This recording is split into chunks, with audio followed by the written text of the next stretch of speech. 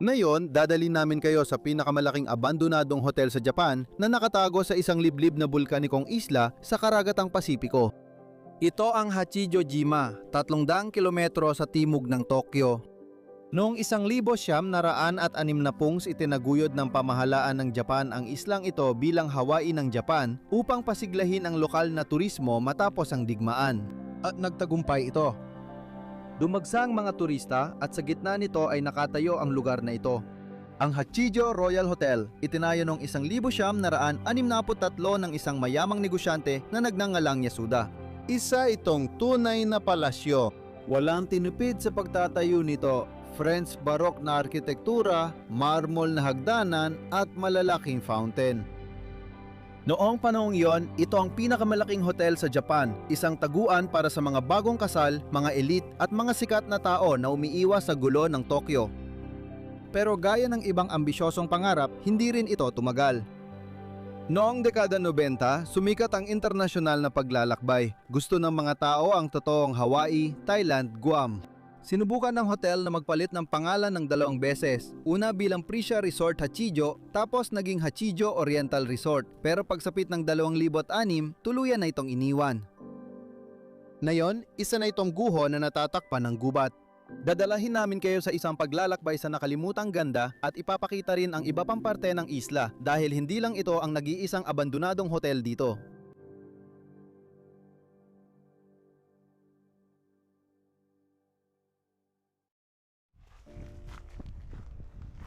Kailangan mo ba ng tulong? Sige, may konti lang dito. Mayroon kaming mga bagong kamera para gamitin sa pagkuha ng video. Oo, mas maraming anggulo, mas maganda. Tara na! Dun, sa malayo, makikita mo ang napakalaking bulkan na bumuo sa islang ito milyon-milyong taon nang nakalipas. At yan, syempre, ang madandang tanawin na kukunan natin ng video ngayon. Tingnan mo ang entrance gate na ito, Diyos ko. Ang ganda ng tanawin mula rito.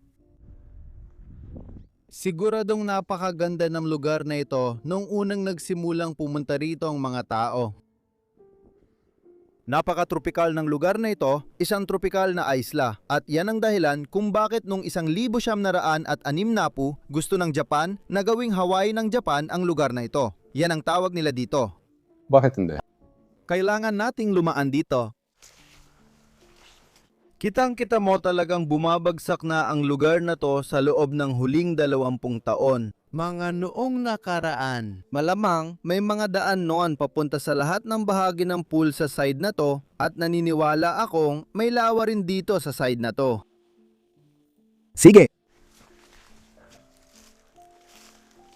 Wow! Kaya ang arkitekto na nagdisenyo at ang mga tagapagtayo na gumawa ng lugar na ito ay nais bigyan ito ng impresyon ng isang classical na gusaling Pranses. Naisip nilang gawing Pranses na Baroque ang estilo ng arkitektura dito na may halong impluensyang Griego.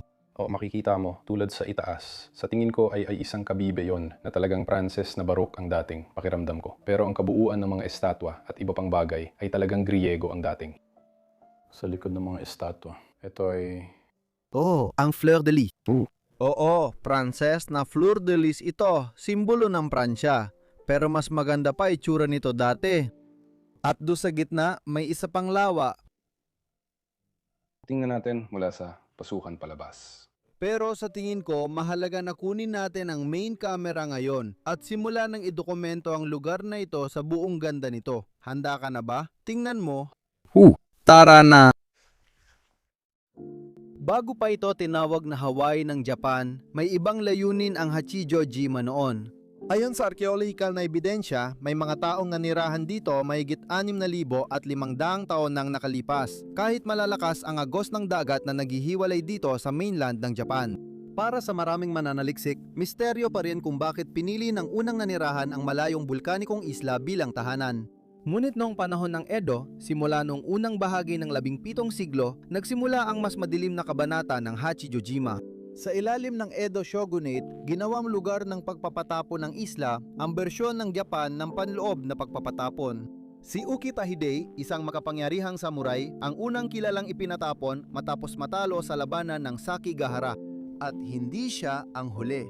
Sa sumunod na 2 siglo, mahigit 1,800 katao ang ipinadala rito, mga kriminal, rebelde at mga itinakwil dahil sa relihiyon. Marami sa kanila ay hindi na nakabalik, pero kahit ipinatapon, kailangan pa ring magpatuloy ang buhay. Ang mga itinakwil ay nagtayo ng pader, nagsaka sa matigas na lupa at ipinasa ang sining ng paghahabi ng kihachijo, isang gintong telang seda na hinahangaan pa rin na yon. Nagtanim sila ng kamote at langis ng kamelya at bumuo ng isang hiwalay, ngunit sapat sa sariling lipunan, napapaligiran ng dagat at nakalimutan ng kalupaan.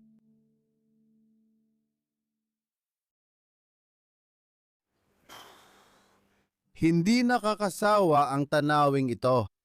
Sa wakas, matapos ang 7 taon ng paghihintay at kagustuhang makapunta rito, narito na kami sa Hashiyojima Hotel. Ang Hachijo Hotel. Hachijo Hotel. Tama, ang Hachijima ang isla. At Hachijo.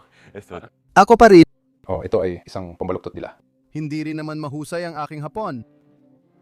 Samahan mo akong libutin ang lugar na ito habang ikukwento ko ang kasaysayan nito. Siguradong magiging epic na pakikipagsapalaran nito. Napakagarbo ng hotel na ito.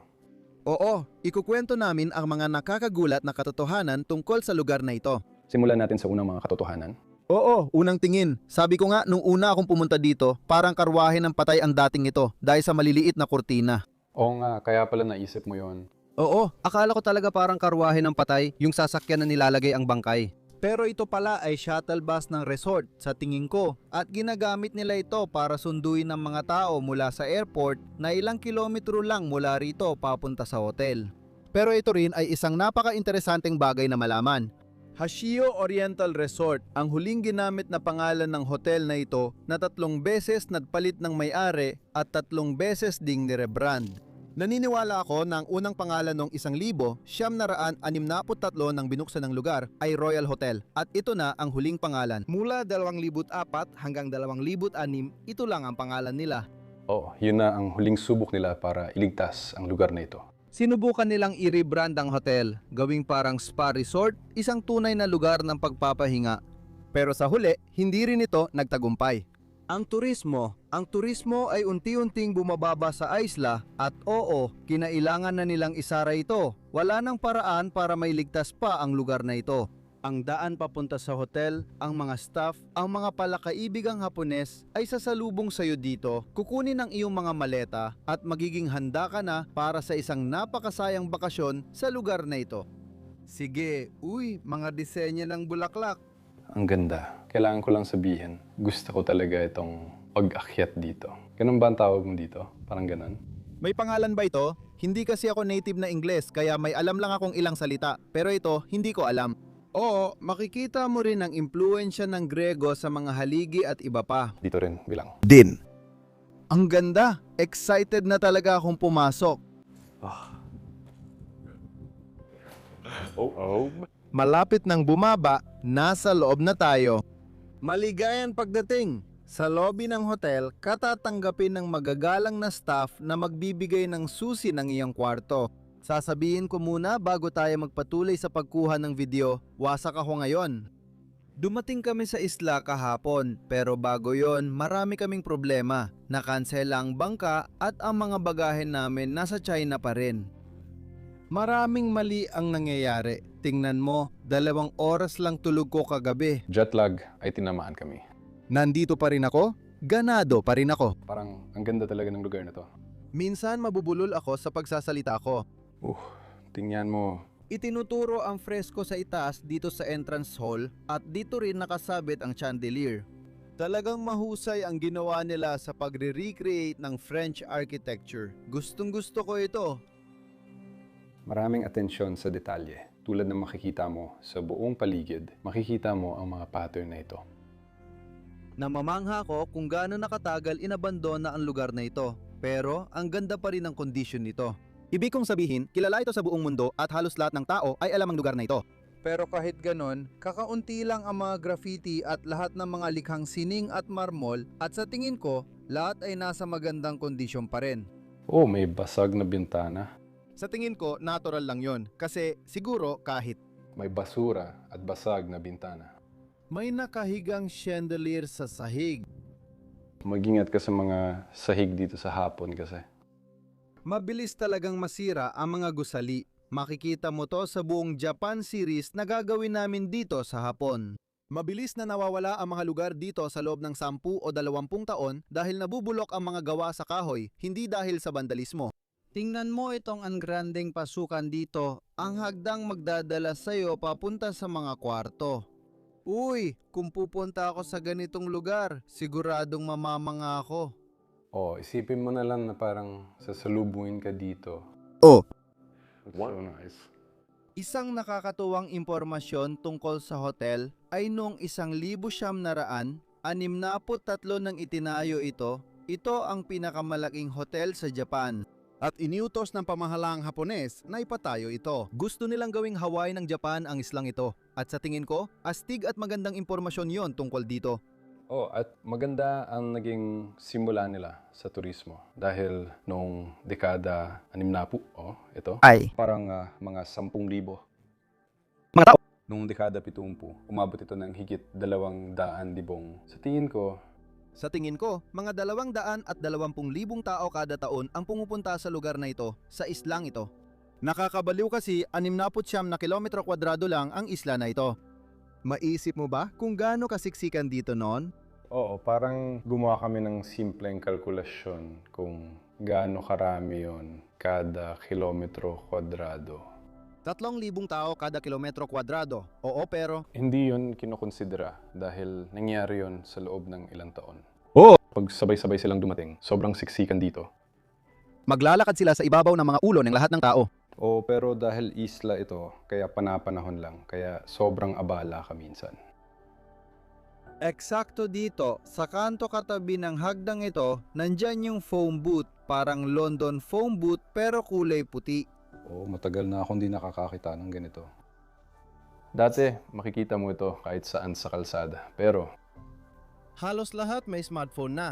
At dito rin, nandito pa rin ang telepono at kailangan mo ng 10 hanggang 100 yen para makatawag. Para kaalaman mo, yun ay mga 6 sentimo hanggang 60 sentimong. Euro, mga $7 din yun. ayos na rin yun. Ipakita rin natin dito ang impormasyon at karatula. Dito makikita mo ang paligid ng hotel kasama ang lahat ng palapag at mga pasilidad na meron sila. Ang mga silid panauhin, ang tea room, at dito nga, lahat. Makikita nyo mamaya ang mga pasilidad sa paligid ng pool. Dito kami nagsimula mag-video kasama mga fountain at mga estatwa. At ito ang pangunahing hotel dito. At may ilan pang ibang gusali na katulad nito na sa tingin namin ay para sa aliwan. At itong gusali dito sa ibaba na. Medyo hindi pa tapos. Oo, tingin ko naging extension ito ng hotel pagkatapos ng ilang taon. Parang may ilang kwarto na natapos pero... Karamihan sa mga ito ay simple lang. May isa pa akong gustong ipakita dito sa bahagi ng hotel na ito. At ito ay nagbibigay sa iyo ng ideya kung gaano kasikat ang lugar na ito noong dekada 70. Sige lang pare. Medyo malaki talagang operasyon nila dito. Ito ang pinakakaliwang panlabas na pakpak sa unang palapag at gaya ng nakikita mo, hindi ito kailanman natapos. Isa lang ito ang kabuuang balangkas. At malamang ito ay itinayo noong kasagsagan ng kasikatan ng hotel. At gusto nilang palawakin ito ng mabilis. Pero gaya ng nakikita mo, hindi man lang nila natapos ang bahaging ito. Gusto talaga nilang gawing isang kahangahangang lugar ang islang ito. Nakakalungkot talaga para sa mga tao. Sigurado. May mga mababait talagang tao dito, nakausap na rin namin sila. Napakagaganda at mababait na mga tao. Oo, Sobrang matulungin. Parang dahil nabawasan na ang turismo ngayon. Parang nakakalungkot pero nagiging mas mabagal din ang takbo ng buhay at mas payapa. at mas nakatuon sa komunidad. Oo, maganda yon. May kaunting matatag na turismo ngayon. Dito. Makikikita mo lahat ng mga safe na malamang ay ilalagay sana sa mga kwarto ng hotel dito sa bahaging ito, pero hindi na ito nailagay. Grabe! Nakakabalib talaga to.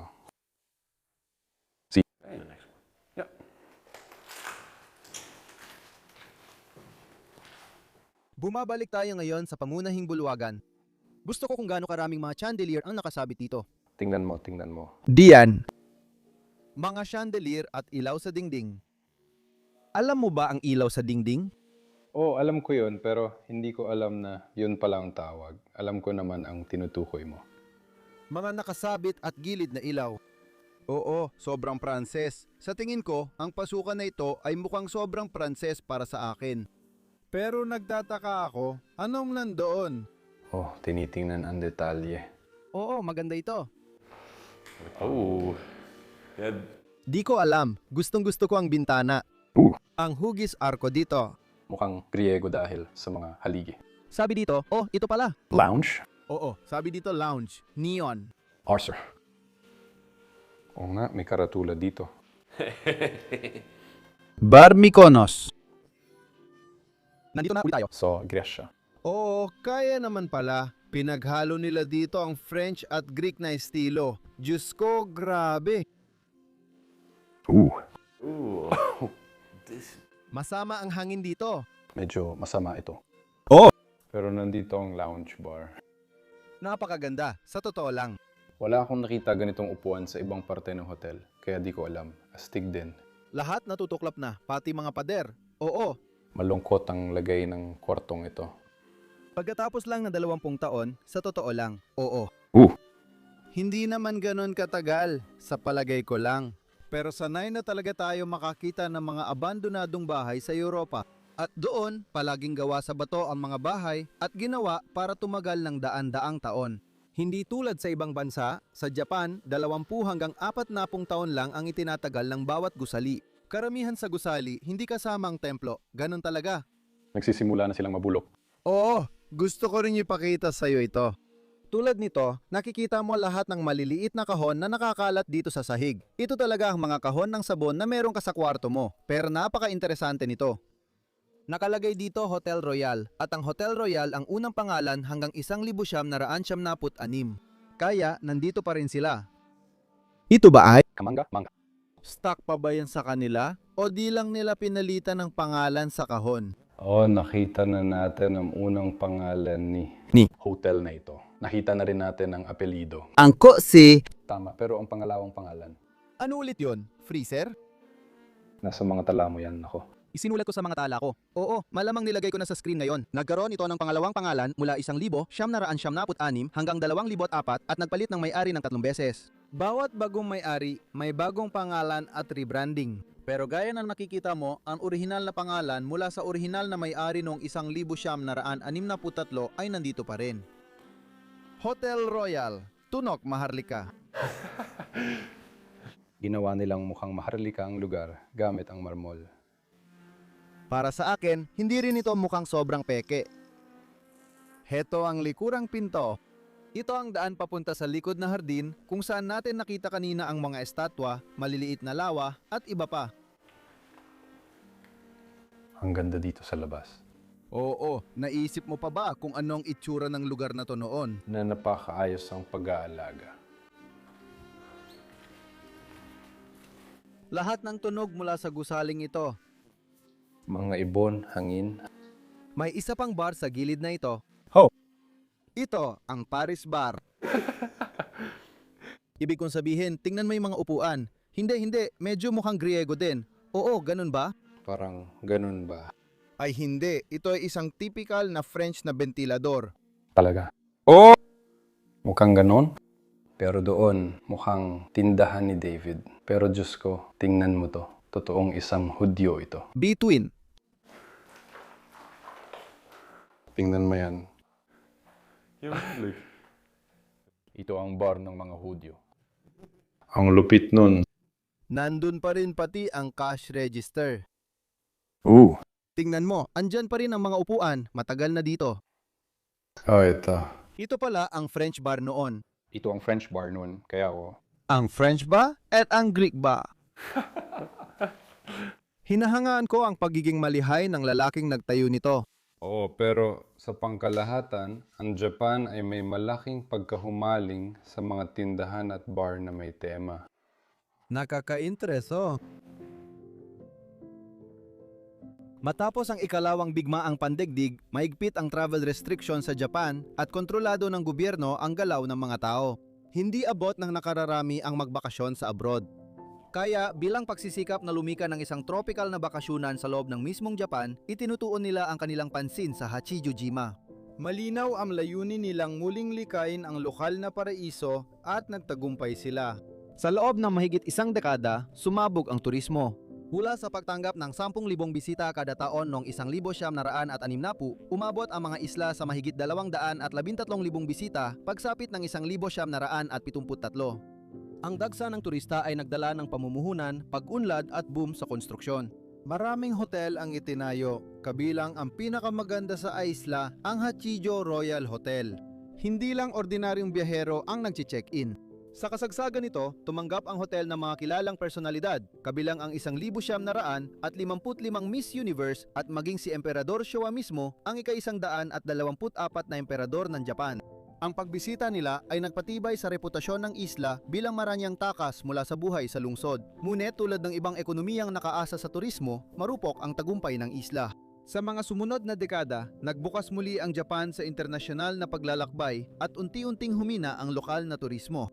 Ang populasyon ng Hachijojima na dating humigit kumulang 10,000 sa kasikatan nito ay bumaba at naging tinatayang 7,500 pagsapit ng unang bahagi ng dekada 2000.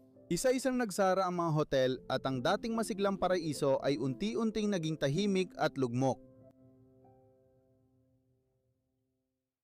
Nag-iikot kami sa isla dahil bukod sa Hachijojima Hotel, marami pang ibang abandonadong hotel dito. Matagal nang bumabagsak ang isla at bawat ikalawang bahay na nadaraanan namin ay abandonado.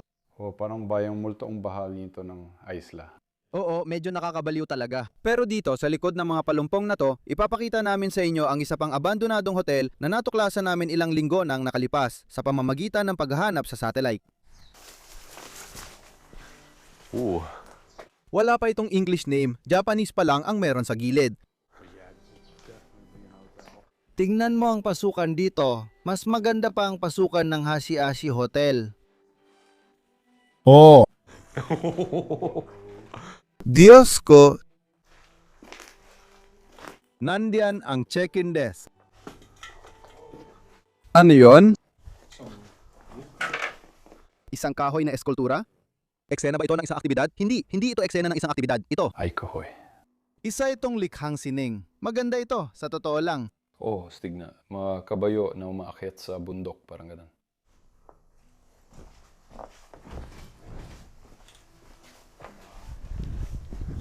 Tara, lumabas tayo. Hindi kasi masyadong interesante ang tanawin dito. Hindi ito kasing gara o kasing marangya ng Ashi Hotel. Hindi talaga. Pero napaka-epikong tanawin dito sa baybayin. Sa tingin ko, mas gusto ko itong sopa kaysa doon sa isa. Mas malaki talaga ang diferensya sa taas. At walang paliparan. Walang paliparan. Tama. Sige, gusto kong makita ang mga kwarto sa hotel. Mga makina ng arcade. Wow, Tetris. Ang galing naman yan. Lahat ng mga makinang pang-arcade ay nandul sa likod. At pati na rin ang isang slot machine. Sa tingin ko, kailangan nating umikot. Pupunta tayo. Ikot tayo. Hinala ko na itong isa ay inabandona na ng mga 30 taon, siguro mga 30 hanggang 40. Mukhang tindahan ng mga souvenir. Nang kung ano-anong klase. May naiwan pang mga nakasulat dito.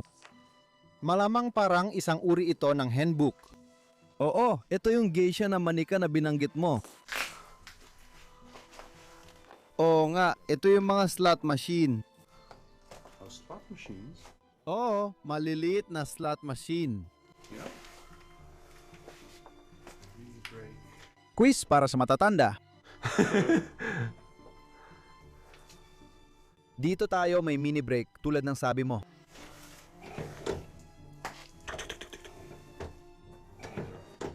Parang yung mga table style na arcade cabinets doon na ginagamit noon para maglaro ng Pac-Man at Tetris. Dati meron yung mga pahalang na arcade machines. Ang ibig mong sabihin ay yung mga ito dito? Ay, wow! Titingin ako sa kabilang kwarto. Mga kwarto ng hotel pala ito dito. Ay wow! Ayos pa rin naman ang kalagayan nito. Masasabi ko. Kita mo namang may mga taong naghalongkat dito pero ayos naman talaga, sa totoo lang. Maganda ang tanawin, ibig kong sabihin magandang. Konkretong palapak. Maganda.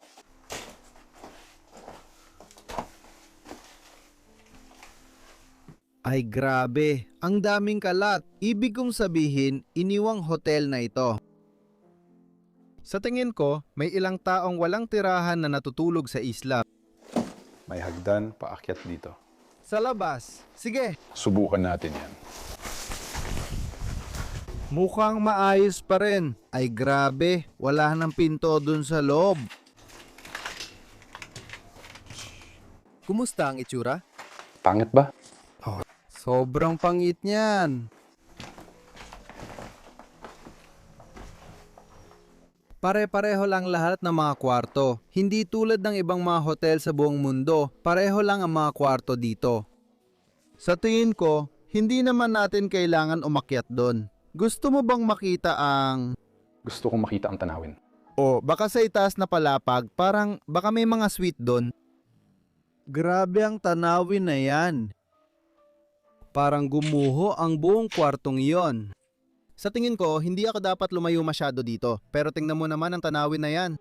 Oo, tingin ko gumuho talaga ang buong bahaging ito ng hotel. Bababa na lang ako mula rito. Uy, Hindi naman masama. Hindi masama. Susubukan ko.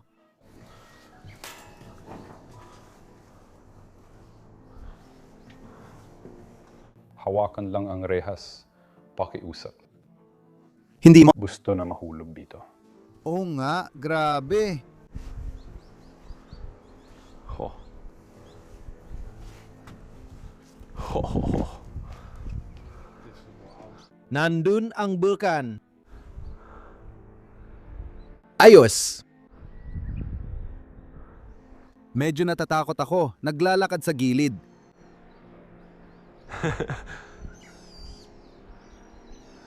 Ang ganda ng lugar na to, Tirhan. Oh, itong lagusan ng elevator. Ito yung bumagsak. Makikita mo rin doon ang ibang gusali. Oo, marami pang iba sa hotel na ito, tulad ng mga restaurant at iba pa sa mababang palapag, umaabot hanggang sa baybayin doon. Heto ang pool. Tignan mo, tignan mo. Wow, medyo grabe yan. Oo. Parang yung pasukan na yun, ilang taon pa at. Babagsak na talaga yung buong bagay na yan. Ang ganda talaga ng kalikasan dito dahil subtropical at sa mga abandonadong lugar, kumikilos lang ang kalikasan na yun sa sarili nitong takbo. Alam mo yun, ang ganda talaga. See? Ayun nga. Ayun. Uy! Imbakan lang pala ito.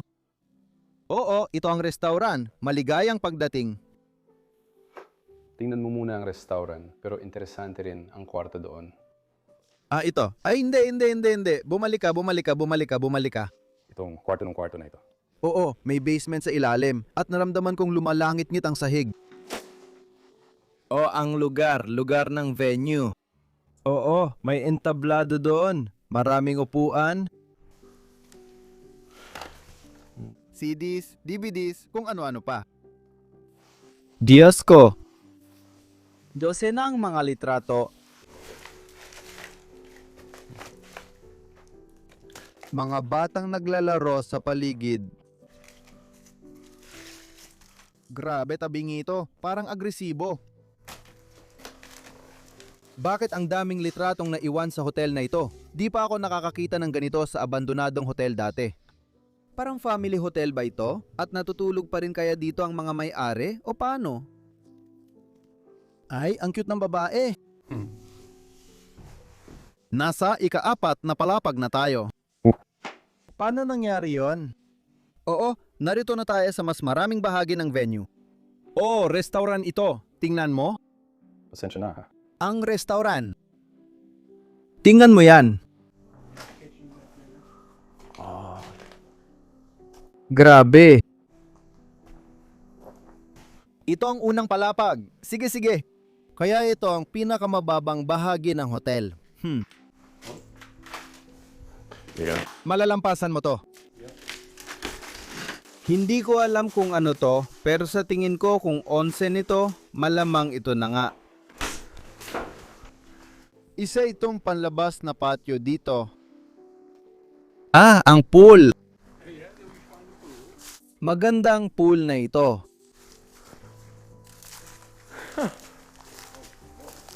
Wow! Iyan ay Kamangga-mangga. talagang pakikipagsapalaran ang bumaba rito. Oo, gaya ng sabi namin, marami ang inabandona sa islang ito. Naabot nito ang tugatog noong dekada 70 tapos nagsimula ng bumagsak. Malamang inabandona ito noong dekada 90 o unang bahagi ng dekada 2000. Katulad ng Hashio Hotel, balik sa Hashi. Hotel. Balik sa Hashiko.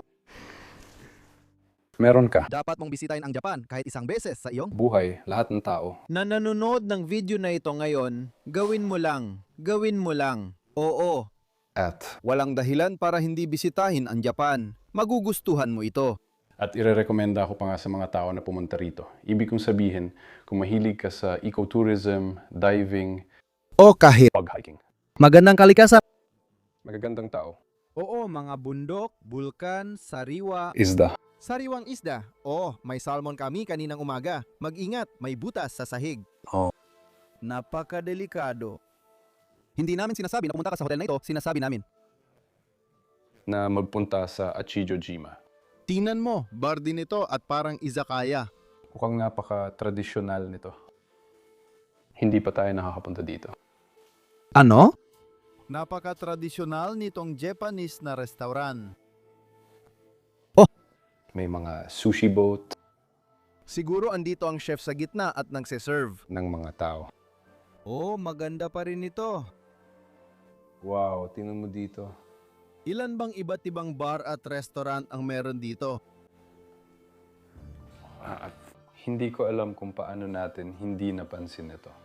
Gusto ko ito. Parang pumasok tayo sa tradisyonal na kainan. Uy, tingnan mo ang nakita ko. Isa itong batong lava. Oo nga. Ang buong isla na ito ay gawa talaga sa lava at dyan naman papasok ang susunod na kwento. Dahil ang dahilan kung bakit bumaba ang turismo dito ay dahil ang mga lugar tulad ng Hawaii o Thailand o iba pang tropical na isla ay mas naging kaakit-akit sa mga sumunod na taon. Noong una, mahirap talagang maglakbay papunta roon. Nang bumaba ang presyo ng lahat, humina ang isla dahil wala itong magagandang dalampasigan. Ganoon ang nangyari rito. Tumingin ka sa likod mo. Hindi. Nasa kalagitnaan ako ng kwento ko, pero ito ay Nandito pa rin ito. may vending machine dito. Kahanga-hanga ang mga Japanese na vending machine. Astig talaga sila. Pockety sweat. Isa sa mga paborito naming inumin. Classical. Klasikong inumin. At syempre, palagi may mga mainit na kape dito na makukuha mo sa vending machine. Sa totoo lang, tuwing umaga, ako at si Luca ay nakatayo sa harap ng vending machine, bumibili ng kung ano-ano. Sobrang mura rin ito. Updated pa ang mga presyong ito. Oh, mas mura ang mga inumin na yon. Siguro dahil nasa hotel ito. Siyempre, pero ang ibig kong sabihin, parang 30 yan lang naman ang diferensya or ganun. Subukan ko nga at tingnan.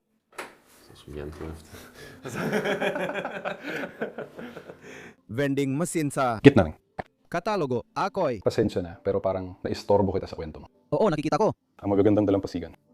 Sige, pero ang isla na ito ay walang magagandang dalampasigan. Dadaan lang ako dito para sa mayroon lang itong mga batuhan at bulkanikong. Lupa. Hindi mo na kailangang pumunta rito para sa magagandang dalampasigan. Ganoon nga. Naglalakad lang kami. Isa yan sa mga dahilan kaya bumagsak ang lugar na ito. Nag-explore lang kami ng bagong lugar. Oh, ito ba ang onsen? Ako? Sa tingin ko dahil Wala pa tayong nakikitang onsen, isang tradisyonal na paliguan sa Hapon. Wow. Sige, tuloy mo. Salamat. Sige, wag na lang nating pansinin ang graffiti na yon. Sabi ko na sa'yo sa simula pa lang, may kaunting graffiti dito. Oo. Ang onsen ay isang lugar kung saan nagsasama-sama kayo para maghugas ng katawan, maligo at linisin ang sarili. At sa maraming pagkakataon, may sauna at mainit na paliguan at sobrang init talaga ng mga ito sa Japan. Sobrang init talaga. May sauna at paliguan na tanaw ang mga harden. Grabe, na yon ay masukal na ito, syempre. Pero nahanap namin ang itsura ng onsen dahil... Nagtaka talaga ako kung bakit wala silang onsen sa hotel na ito. Oo, dapat talaga meron silang onsen. Laging may magkahiwalay na seksyon para sa mga lalaki at mga babae, kaya malamang may isa pang onsen sa kabila. Silipin ko lang ang sauna. Oo, sige lang. Sigurado naging komportable dito. Dito makikita mo parang mga bato. May fire alarm pa nga sa loob. Babala sa sunog, Isang fire alarm. isang fire alarm. Astig, gusto ko yung nadidiskubre ko yan ng ganito. Ang saya talaga. Pero gaya na nakikita mo sa lagay ng hotel ngayon, hindi na talaga ito maliligtas. Hindi. Ito na ang katapusan, oo. At sa bandang ito, marahil ay ang panlalaki o pambabaeng seksyon ng onsen. Malamang na pareho lang ang itsura nito sa kabila, pero gusto ko lang ipakita sa iyo ang isang bagay. Bago tayo magpatuloy, mayroon kasing karaniwang paraan ng pagpasok sa isang onsen. Kailangan mo talagang maghugas ng sarili at marami rin ang hindi alam ang gagawin dito. At kailangan mo talagang umupo sa bangkito dito at kunin ang shower head at maghugas ng sarili mo. Bago ka pumasok sa tubig, ang paggamit ng maliliit na timba na ibinubuhos sa ulo ay kakaiba para sa aming mga taga-kanluran. May saysay naman ito para mapanatiling malinis ang pool. Para lang. Maligo muna, bago. Oo, sa tingin ko, interesante ang paraan ng pagligo rito. Nakakatuwa. At pagkatapos yung isa pang sauna. O Ito'y halos. pareho. Ang pagkasira rito, sige, tingnan natin kung ano pa ang maaari nating matuklasan. Nandito na tayo sa kanang bahagi ng lugar at may ilang mga restaurant din dito. Oo, mas marami pang mga restaurant. Oo, maganda ito, ang Venus Garden Restaurant. Oo nga, at dito mo talaga mararamdaman na lahat ay naiwan sa lugar na ito. Pero sterling silver ba yan? Hindi ko alam, baka lang yata yan, di ba? Pero napaka-interesante nitong pag-usapan. Kasi kapag may negosyong Hapones na napabayaan o nalugi at nag-bankrupt, may stigma talaga na nakakabit dito sa tingin ko. At ang mga may-ari ng negosyo sa Hapon ay hindi kailanman nagbebenta ng kahit ano mula sa kanilang negosyo dahil itinuturing itong kabiguan, at kapag nagbenta sila ng kahit ano, tingin sa kanila ay mahina sila at ayaw nila yon. Kaya sa madaling salita, kapag nabigo ang isang negosyo, ano ang ginagawa ng mga may-ari ng negosyo sa Hapon? Iniiwan nila ang lahat at hinahayaan na lang itong mabulok kasama ng lugar. At ang kakaiba dito kasi ang gaganda pa ng mga upuan at parang libu-libong dolyar ang halaga ng mga ito dito pero wala namang kumukuha. Oo, tingnan mo lang, ito ay nakakalungkot talaga makita. Oo, pero nirerespeto ko yon. Bahagi yan ng kultura, bahagi ng kung paano ang takbo ng buhay sa Japan. Oh, ano yung meron tayo dyan? Sandali. Ano yan? Menu ba yan? Tingnan natin to. Makikita mo yung litrato doon. Ito nga. Oo, ang ganda niyan. Grabe, tingnan mo. Gusto kong kumain. Sige, tingnan ng mga opsyon. Diyos ko! Paano mo napapanatiling tumatakbo ito? Itong aklat. Tuloy-tuloy lang ito. Na-stress pa ako kahit sa pagpili ng pagkain. Isipin mo ang mga nagtatrabaho sa kusina. Dapat alam nila ang lahat, pati kung paano ito ihanda. Ibig kong sabihin, madali lang ito. Pakete lang naman. Grabe oh, ano to? Tignan mo nga yan. Hindi ko nga kayang sabihin kung ano yan. Sige. Ibig kong sabihin, siguradong may pagpipilian para sa lahat dito. Ano? Ano yun? Napakagandang pagkain. Lobster. Wow. Ito na ba, lahat ng pagpipilian? Ito na nga, Para itong maliit na menu, ang selector. Maliit na mga aso? Wow. Maliit na mga aso. Sino yon?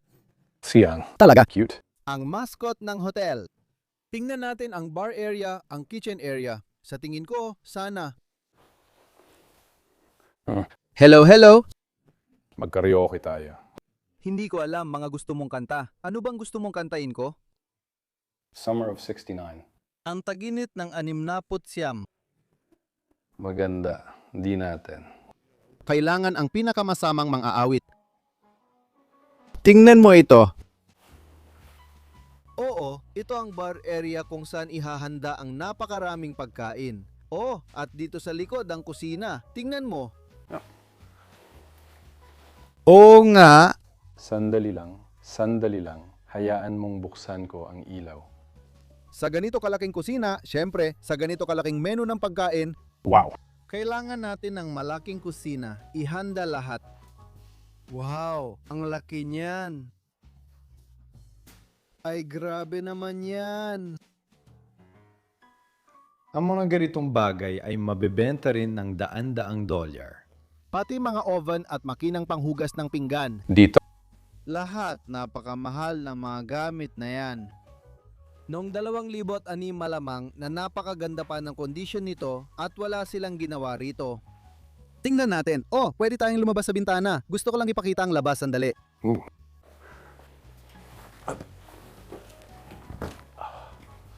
Monsieur, paumanhin. Pwede mo bang hawakan sandali? Napakaliwanag sa labas. Oo nga pala. Na yon, alam mo, Nag-iisip. tingnan mo to. Dito, makikita mo ang mga hardin na sobrang tinubuan na ng damo. Pero makikita mo doon sa ibaba, nandoon ang pool. At sa likod mismo ng pool, yung napakalaking gusali na nakikita mo dyan. Yan ay parang concert venue o event space na ipapakita namin sa'yo mamaya sa video. At isa pang sulyap sa hotel. Siyempre, oo. Ipakita natin ang iba pa. Ipakita natin ang iba pa. Nasa Great Hall ulit. At ngayon, oras na para dalhin ka sa mga itaas na palapag ng lugar na ito. Ang astig nito, Ito ay en grande. Nahulog ito sa sahig siguro galing sa taas. Ito pala ang ilalim ng kanal. ito isang... Teka lang, parang dito. Buo pa rin ito. Nagtataka ako kung tunay nga ba ang mga ito. Duda ako. Pero maganda sila At mukhang tunay talaga ang kristal para sa akin. Hindi ako sigurado, hindi ako eksperto sa mga ganito. Pero napaka-elegante, napakaganda. Ang ganda ng entrance hall. Ay, ang ganda niyan. Mukhang pupunta tayo sa Greek Pentagon. May mesa ng bilyar doon. Kaya dito ka aakyat at dito magsisimula ang mga kwarto. Pero una, dadaan ka muna sa mga haliging ito at makikita mo ang mesa ng bilyar na ito na may napakagandang tanawin sa likod. Grabe, magbabayad ako ng malaking pera para lang makapaglaro ng bilyar dito. Ang astig nun. Talagang kakaiba rin, gaya ng pagkakagawa ng kahoy dito. Sa tingin ko, nung binuksan ang hotel na ito noong dekada 60, dahil sa estilo at lahat, namangha mga tao sa ganitong lugar. Parang itong hotel na ito mismo ay magiging dahilan para pumunta sa island na ito. Habang tumatagal, mas maraming magagarang lugar ang nagbubukas sa iba't ibang panig ng mundo at mas nagiging mura ang paglalakbay. Sa tingin ko, may nagpalusot ng bola ng bilyar. Sa bintana doon.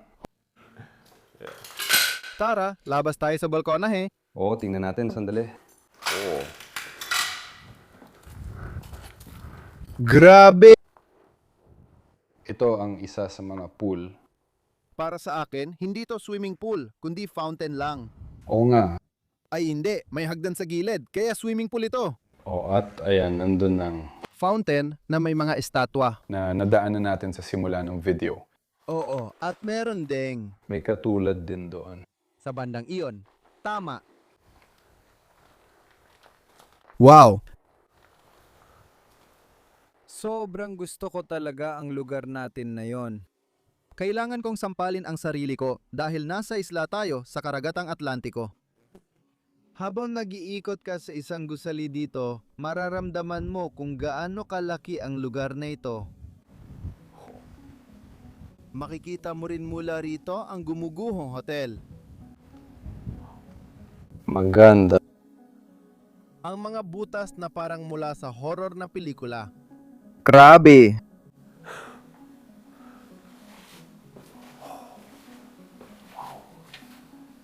O may mga kwarto na tuluyang gumuho. Tignan mo, grabe. Oo nga, hindi rin ako papasok masyado doon, pero kunan mo na. Sulyap diyan?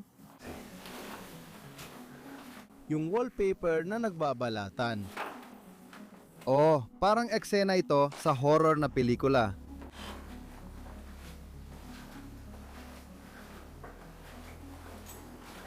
Oh, tingnan natin ang kwarto natin dito. Interesado ka ba? Namatay ang ilaw? Ayos lang yan. Papunta naman tayo sa may ilaw dito. Ay, wow. Bumbuo pa rin ang kwartong ito. Napaka-tradisyonal. Nakikita mo yung traditional na Japanese na pantakip sa sahig. Oo. May mga upuan na kailangan mong umupo ng pakrus ang mga paa sa sahig. Kaya ito ang isa sa mga kwarto ng hotel. Sa tingin ko, ito ang isa sa mga pinakasimpleng kwarto ng hotel. Oh, may dalawang kama dito. Mga kama na estilong kanuranin. Oo. Minsan, ang mga hotel sa Japan ay laging may halo at sa maraming pagkakataon, may kombinasyon ng western style na kama at futon mats. Sabi ko nga, taya maliit na kutson lang sa sahig ang ginagamit mo pagtulog. Pero maraming tao, syempre, mas gusto pa rin ang totoong kama para mainit. Mga turista, Mga turista. mas gusto. Ang mga kama na estilong kanduranin. Oo, mas madali ring pumasok at bumangon sa kama. Totoo. Magagandang likhang sineng. Maganda naman, siguro doon tayo nagkamali. At isang napakaliit na salamin sa dingding dito. Oo, na-curious din ako dito. Ito ay isang kahon na gawa sa kahoy. Kahoy ba ito? Oo, hindi. Plastic na kahon ito sa mesa na may tsaa sa loob. Baka para ito sa seremonya ng tsaa. Oo, posibleng seremonya ng tsaa ng hapon. Ayos! Kung makikita mo rin ang telebisyon at lahat ng nandito, sobrang ganda. Ang ganda ng telebisyon. At ito ang futon na nabanggit natin. Oo, isa ito sa mga banig o kutson na, kumbaga, hihigaan. Sobrang komportable talaga. Oo, gusto ko talaga ito. Oo, napakagandang paraan ito ng pagtulog. At dito, kailangan mo talagang ikaw mismo ang maglagay ng mga ito sa kwarto. At ito ang storage cabinet kung saan ilalagay lahat ng futon. May mas magagandang kwarto pa. At sa tingin ko, sa dulo, Kwarto, 202. yun siguro ang suite. Tingnan mo to, tingnan mo ang tulugan. Pwede pa nga ito para sa pamilya o kaya grupo ng mga tao. O kahit kasama mo lang ang partner mo, At ito. magandang kwarto kasama ang iyong kapareha. Ito ang mga kamang na pag-usapan natin kanina. Oo, nandito pa rin lahat. Sa totoo lang, iniisip kong mga explorer ang natulog dito. Tingnan mo. May mga matitinding explorer na nag-iisip na hindi na kailangan ng hotel at pwede na lang tumuloy dito. Matulog na lang dito. Oo, magandang ideya yan sa totoo lang. Dapat ginawa na natin yon. Ay, grabe! Grabe, ang nakakainis. Isa pa sa mga kakaiba ay yung mga magasin doon. Oo nga, itong mga magasin tungkol sa shooting. Para sa 2002 combat na madasin, sa tingin ko mga airsoft gun ang mga yon. Oo, M-Point. Airsoft, malamang. Naniniwala ako, nakita ko nga dito mismo yung mga pellet ng BB gun. Oo nga! Biodegradable. Biodegradable, maganda talaga yan. Tumingin ka rin dito sa baba, ang dami pang sapatos na nakatayo rito. Magaganda pa rin lahat at may ilang libro pa sa taas. Hindi pa dito natatapos ang kwarto dahil umaabot pa ito sa kabila. Malaki talaga ang kwartong ito. Medyo hindi matibay ang sahig, pero oo, nandyan ulit yung mga banig sa sahig kung saan pwede mong ipatong ang paa mo. At pagkatapos, ito ang karanasan sa isang Japanese hotel. Napakaluwag. Kwarto?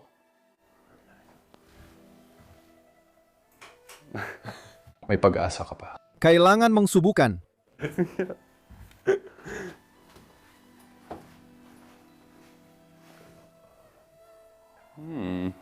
Mukhang maganda yan. Teka, Teka lang. Sandali lang. silipin ko lang dyan sa loob.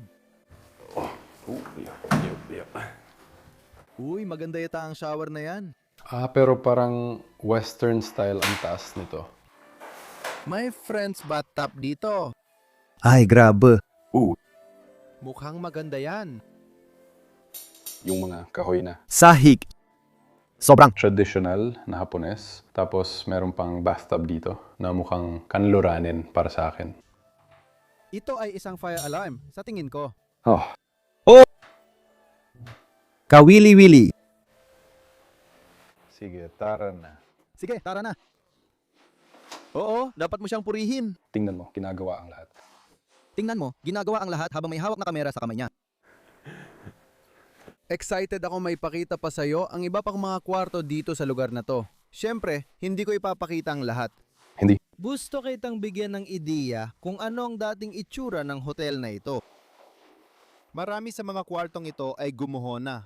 Pero ito, halimbawa itong kwarto, 227 ay magandang halimbawa kung paano binabawi ng kalikasan ng isang gusali at ginagawang maganda ulit. Oo, Hindi ako maglalakad dito. sa tingin ko, maging sobrang maingat. Tingnan mo lahat ng fern na tumutubo rito. Ang kakaibang pakiramdam na makita lang lahat ng luntiang ito dito. Mukha itong eco-brutalism. Oo, maganda ang pagkakagamit mo ng mga salita dyan. Maganda talaga ang pagkakagamit ng mga salita at napakaluhurin ng mga kwartong ito noon, katulad ng suite na pinasok natin kanina. Bakit kaya ganun ang pagkasira ng mga kwartong ito samantalang yung isa ay buo pa? Maganda ito sa paraang napaka-maaliwalas. Maaliwalas, tamang salita yan para sa lugar na ito. Gusto ko kung paano binabawi ng kalikasan ang mga bagay na kinuha o sinubukan agawin ng tao mula rito. Oo, isang mabilisang silip. Ayan, meron pang iba. Mga kwarto na katulad nito. Silip lang ako sandali, pero hindi ito kasing ganda ng isa. Pero mamaya, may mga ganitong klase pa ng mga kwarto na mas maganda pa. Sa itaas, mabibigla ka talaga. Bakit puro kwarto? May kung ano ba roon sa may kanto? Sa tingin ko, meron. Naniniwala akong ang kwarto sa dulo ng pasilyo. Yun ba ay 201 o 202? Ano nga ulit yun? Sa tingin ko, 201. Pareho lang din ang mga ito. Ganitong klase ng kwarto na rin ang nakita natin dati.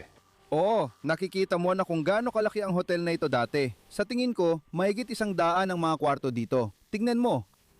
Parang sinasabi ng mga palatandaan ng kwarto, pero... Maganda rin talaga ang kwartong ito. Sige. Isipin mo na lang na ganito ang tanaw mo. Grabe, ang ganda ng tanawin ng dagat doon. Tingnan mo to.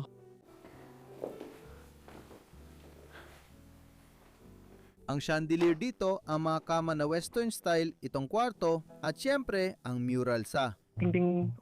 Hindi dapat balewalain. Tayo ay Tumayo na lang sa gilid para di natin makita. Makikita mo ang ganda ng kwartong ito, pati ang channeler. Gustong gusto ko ito. sobrang. Gustong gusto ko yung mataas na kisame. Ang ganda. Sige, dagdagan pa natin ng isang palapag. Nasa 3 palapag na tayo ngayon at parang paulit-ulit lang din. Gusto naming ipakita na ang kwartong ito ay ginawang western na kwarto. Kaya walang banig o kahoy sa sahig, purong konkreto lang. Walang Japanese na banig sa sahig. Oo, ito ang. Carpet, sa tingin ko. Oo, sa tingin ko, karaniwan ding western style na kama ang gamit. Maraming pagpipilian at kwarto sa hotel na ito, kaya may para sa lahat. Pero ang tanawin, hindi talaga nakakasawa. Halika, tingnan mo dito. Makikita mo rin dito ang magandang tanawin ng fountain at ng mga estatwa. Oo, ang ganda niyan. Mukhang napakaganda niyan.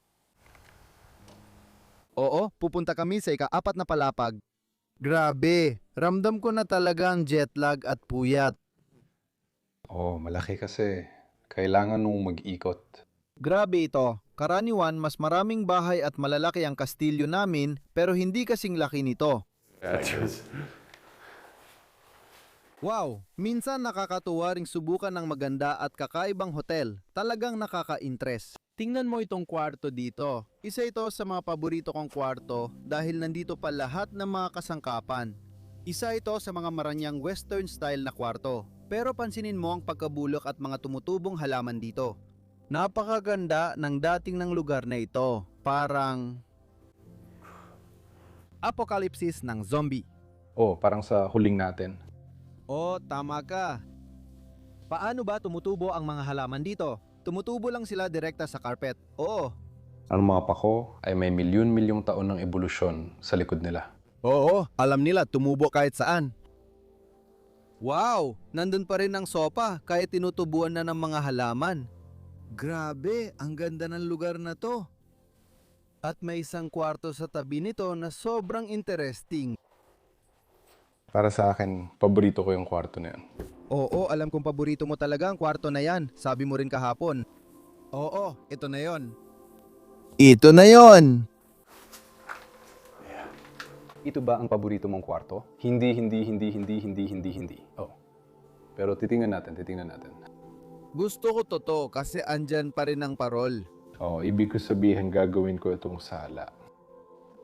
Ibig kong sabihin, kung hindi lang ito nakakalason at may amag, Eddie. Magandang ideya sana, pero sa tingin ko sa ngayon, baka tumagal lang ito ng ilang linggo. Oo, tapos parang may 1 litrong amag sa baga mo. Siguro 2 kwarto pa mula dito. Ang paborito mong kwarto. Tingnan ko muna.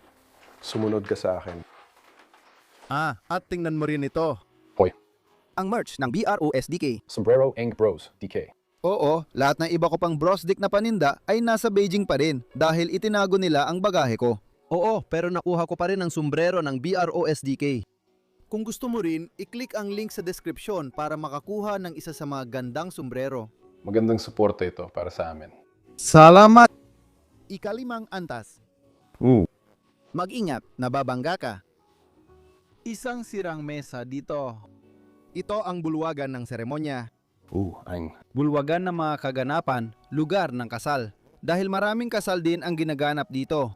Isa itong napaka-popular na lugar para sa mga Hapones na pumunta rito. Hindi ito ganoon kalayo mula Tokyo para idaos ang kanilang kasal. Sa tingin ko, perpekto ang lugar na ito para ilipad ang lahat dito at magpakasal at maranasan ang pinakamaligayang araw ng buhay mo. At ito ay Medyo. malaki. Ang liit mong tingnan sa camera. Oo, tingnan mo rin dito. Lahat ng mga kasangkapan. Lahat ng mga upuang ito. At maayos pa ang pagkakapreserba ng mga ito dahil dito, hindi basa o may amag. Oo, parang mga upuan sa kasal ang mga ito. Tulad ng nasa bulwagan ng kasal. Totoo, walang amag sa kwartong ito. At sana nagkaroon ng karaoke doon kahit minsan. Siguradong karaoke yon. Tara na, nasa Japan tayo. Bukang andito na yung mga gamit ng karaoke. Sa kanto, ayun, may mga gamit doon. May stand din para sa mikropono. Oo nga, nandito pa rin ang mixer panel. Yamaha at 6. Tingnan mo kung ilang channels. Oo nga, heto. Nagbabago rin ang arkitektura ng gusali dahil itong bahagi ng gusali ay umaakyat papunta doon, papunta sa tor na nakikita mo sa itaas ng gusali. Nagsisimula na itong mabilog ang hugis. Mayroon ding napakagandang chandelier na nakasabit. Grabe. Pareho lang na nasa ibaba. Mas magandang lagay nito.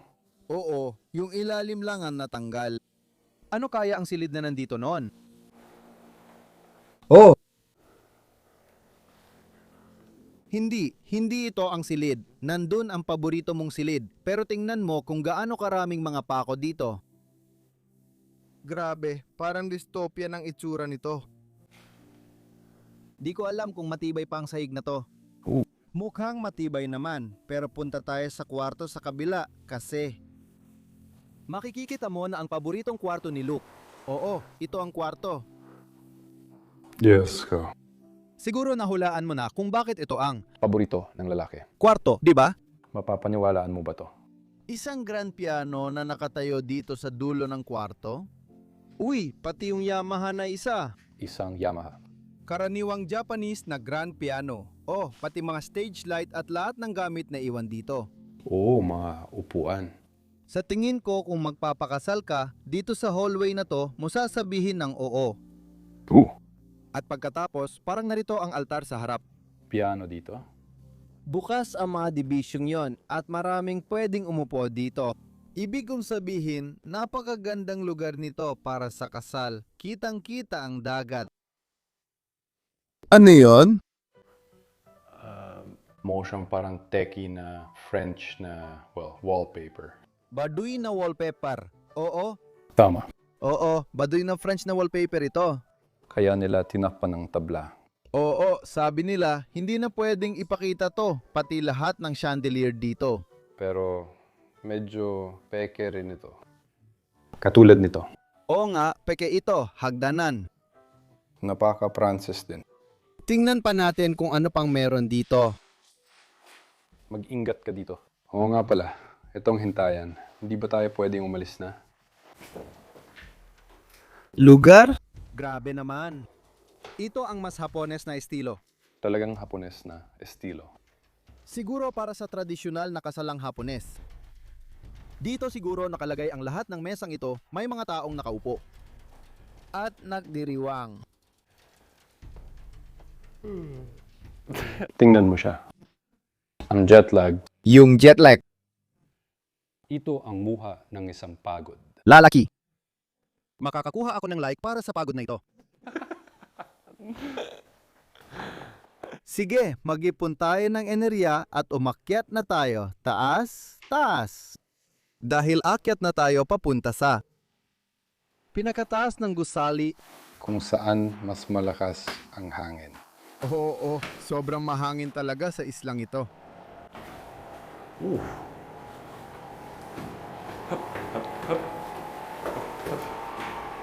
Grabe, naririnig mo yon?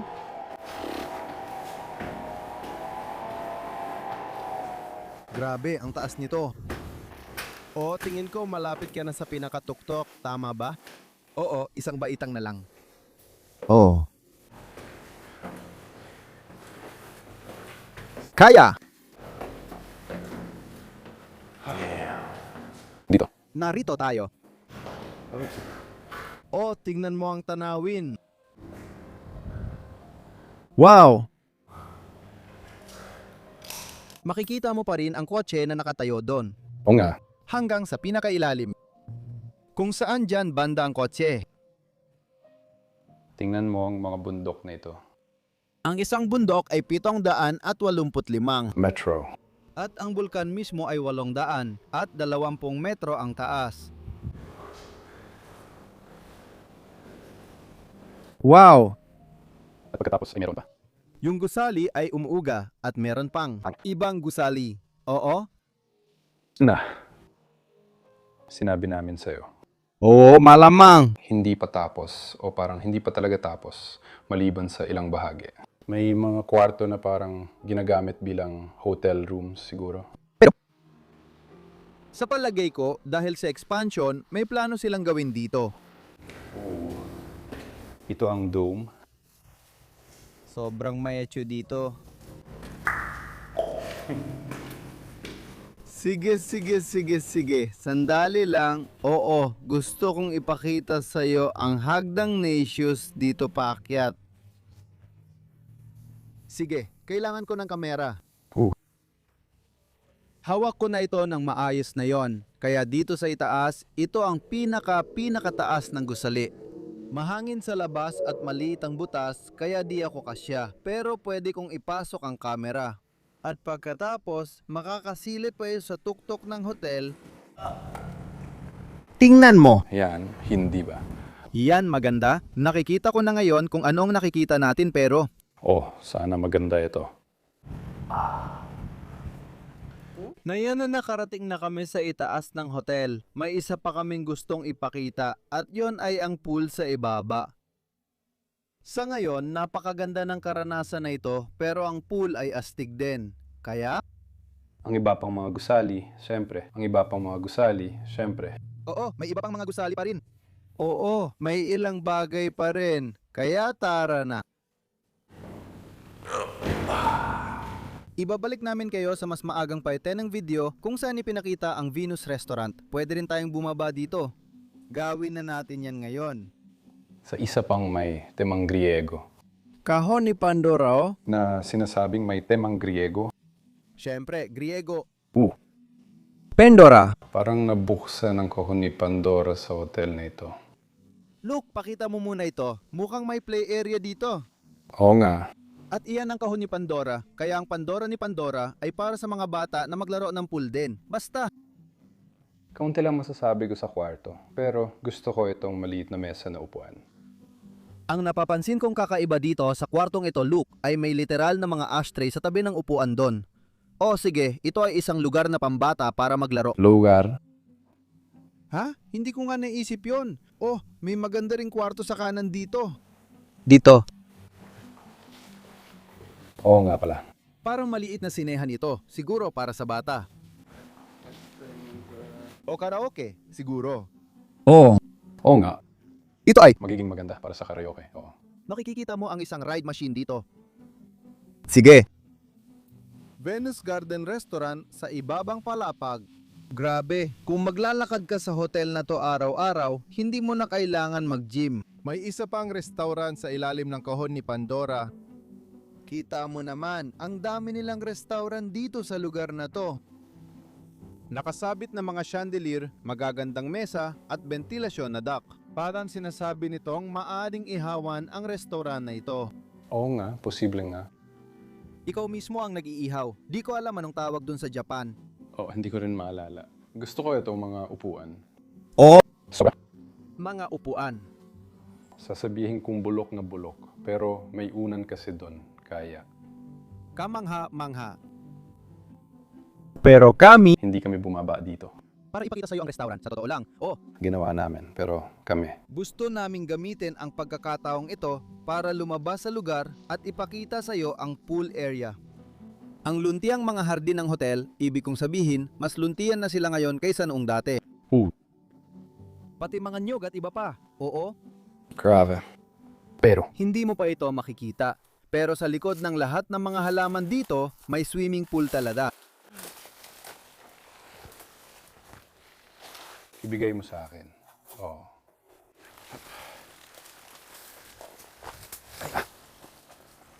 Oo, nagiging bihasa na si Luke sa puntong ito. Oh, gumagaling na ako dito. Wow. Ito ay. Kamangha-mangha. Narito tayo. Nasa pool area tayo ng hotel na ito. Napakaganda ng pool. Malaki, malalim. Malalaking batuhang pader. Lunti ang mga hardin sa paligid. Magiging maganda ito Naluyan. na mapuntahan. Ayun, nandito na naman ako kasama ang camera. Nakuha mo. Nakuha ko na. Maliligo lang ako. Sandali.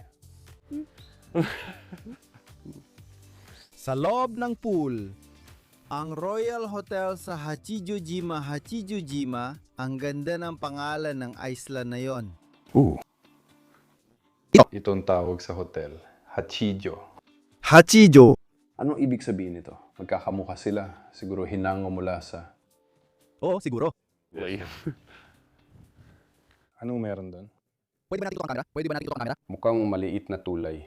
Sa palagay ko, lazy river ito.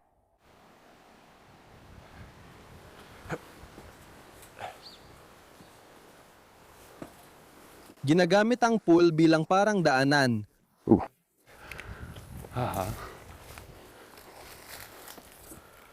Papa, ayan na. Ayan na naman ang kamera. Kita mo ang dome mula rito sa taas. Ang galing. Oh, sobrang dami na ng mga halaman. Nasa kabilang side na tayo ng hotel, yung pinapakita lang namin dati mula sa bintana. Pero karamihan sa bahaging ito ay wala namang laman. Tingnan mo kung ano ang nakita namin dito sa gitna ng kwartong ito. Ano bang masasabi ko tungkol dito? Tingnan mo kung gaano ko kalakas. Wow. Napakalaki ng ulo. Hindi ko alam kung para saan o kung ano o sino ang kinakatawan nito. Mukha itong isang Romanong figura. Oo. Pero, Sa tingin ko, napakaganda ng itsura nito. at kahit hindi siya bato, maganda pa rin siya. Nakakakumbinsi ang itsura. Parang bato. Ganon din ako pagdating ko rito. Sinandalan ko lang, tinulak, agad na tumba. Bumalik ka o? Saan niya ulit tayo dapat pumunta? Oo, tama ito. Ito ang klase ng lugar na nakita natin mula sa... Ito ang klase ng lugar na nakita natin mula sa taas, dun sa mga kwarto ng hotel. Oo, sa taas. Mas hindi ito mukhang kapanapanabik mula rito kaysa noong mula doon. Hindi rin ito kasing ganda mula sa taas. Hindi. Iniisip namin na ginagamit ito sa mga pagtatanghal dahil may pool doon. Kung wala ang mga puno dito, makikita mo sana ang mga taong tumutugtog ng musika o kung ano man dito. Oo nga, nasa gilid ang mga haligi, di ba? Sige, tingnan mo. Sa wakas, matapos ang 7 taon ng paghihintay, kinunan namin ng video ang Hachijo Royal Hotel at ang isla ng Hachijojima. Isa akong matagumpay na tao. Sana magustuhan mong sumama sa akin, Luke. Nagaw na sobrang saya ako.